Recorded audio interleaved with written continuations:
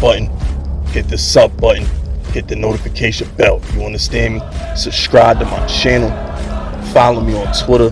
Follow me on Instagram. Join this Fisk Unit army and get Fisk Unit tough.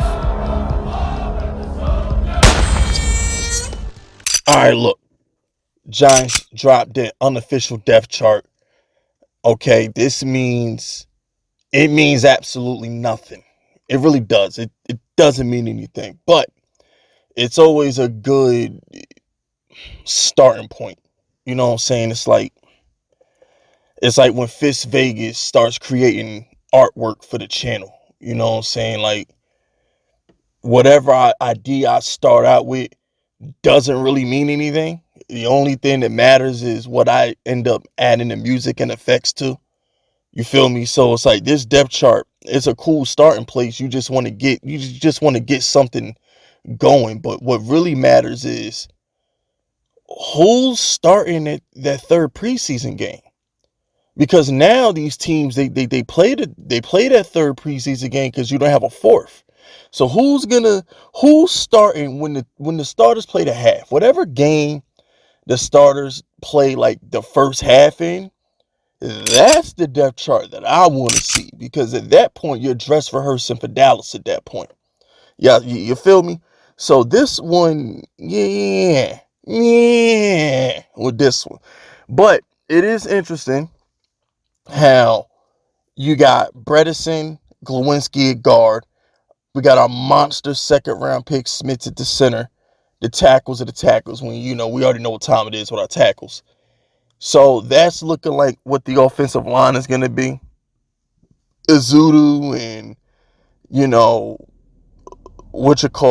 Lemieux and everything. It looks like they're fighting for backup spots.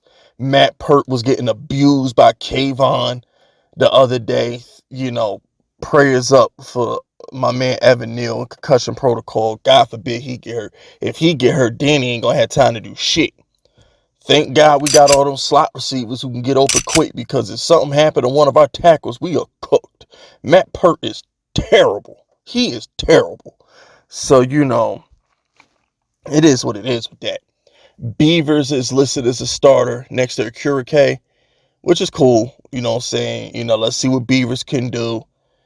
I mean, look, you're not going to hear me talk too much about the second inside linebacker spot because I don't think we're going to use it. You're going to see a lot of McKinney in the box next to Akurike. You're going to see a lot of, nickel packages with the safety as a second linebacker.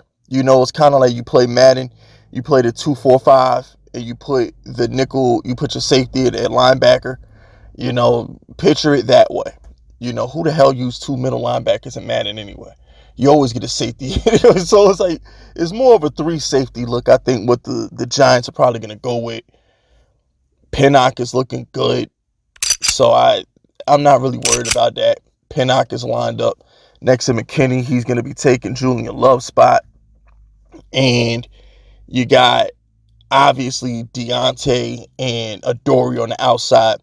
They got Flott in the slot at the moment. But I think what's going to happen is, once again, who gets the most playing time? It's not about who start the game.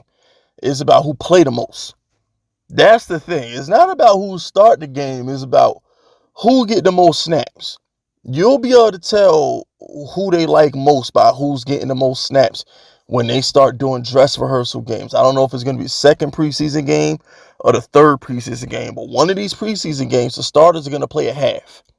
And that's when we're going to tell if, okay, they like Tre Hawkins or not. If Tre Hawkins isn't getting a lot of reps with the ones when they play extended amount of time, then it's like, okay, he's going to be, in a reserve role. He'll come in for dime packages. He'll spell Adoree.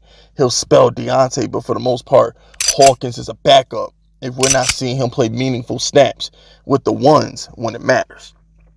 Later today, we're going to be practicing with Detroit. I'm going to have a video tonight about our joint practice with Detroit. But as of right now, unofficial depth chart, it's looking as expected. Eric Gray is the punt returner. The kick returner is Brightwell. I don't think both of them are going to make the team because we still have Breeder. I think Brightwell is going to be the odd man out because he is not a Joe Shane draft pick. And when you have Saquon Barkley, your superstar running back, you also have Eric Gray, 5th-round pick, and you got Breida on a contract. We're only going to carry for so many running backs, especially for a team that ain't going to be running the ball much. So I think Brightwell will probably be a practice squad player if he's still with the team. He might get cut. Another team might pick him up. I like Brightwell. Every time I saw Brightwell in the game, he looked explosive. He looked like he's about that life. Every time I saw Brightwell on the field, he looked good to me. So I wish him the best. I know he's not going to make this team, but I'm sure somebody will pick him up. If not, he'll be on the practice squad for the Giants. As far as the wide receivers go, Slayton, Campbell, Hodgins. We all know that's our starters. Jalin Hyatt will get worked in. Remember, Odell Beckham was behind Ruben Randall and Victor Cruz and I forgot. It wasn't Hickson. Was it Ramses Barden? Odell rookie year? Who the hell was he behind? I know it was Cruz and Randall. There's one other receiver on the Giants whose name is escaping me. But they normally work these rookies in. Now, granted, I could be wrong. He could take. No, I mean, I don't know. I'm going to keep it 100 with y'all. All the things that Slayton does is kind of what Hyatt does. I guess Hodgins will be the guy. I don't know. I can't really speak on that. That's more of an offense type of thing. I told y'all from Jump Street that I felt like they were going to design plays for Jalin Hyatt. Those play action bombs are probably going to go to him. Those deep crosses are probably going to go to him. Those behind the line of scrimmage passes, reverse screens, whatever the fuck, that'll probably go to him. They're going to work him into the offense. But as far as the starters go, Paris Campbell's your bona fide slot guy, and Hodgins and Slayton's are your, what's the word I'm looking for? Damn, I'm rarely at a loss for words in these videos. But yeah, they're your regulars. They're your returning starters. You know what I'm saying? So it is what it is. It's early. All right, it's early. Forgive me. But you look, I really feel like, how do I say this?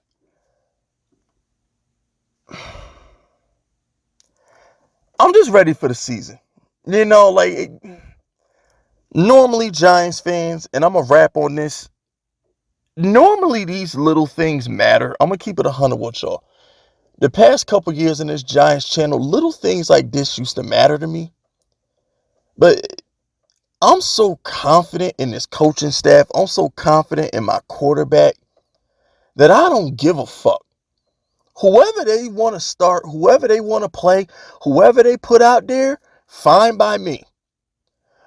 Between Fabian Monroe and Isaiah Hodgins, whoever the Giants want to trot out on that field, fine with me.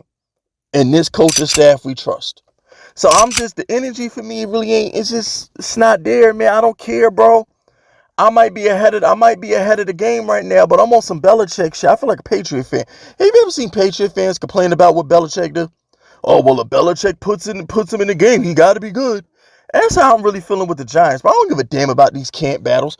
Whoever Brian Dable deemed worthy enough to play, they got to be nice. That's really where I'm at with it. I can't really sugarcoat it for y'all. But I will be back later on with a recap of the joint practice with Detroit. That's it. That's all though. Subscribe to the unit if you rocking with me. My name is Fist Vegas, and I approve this message.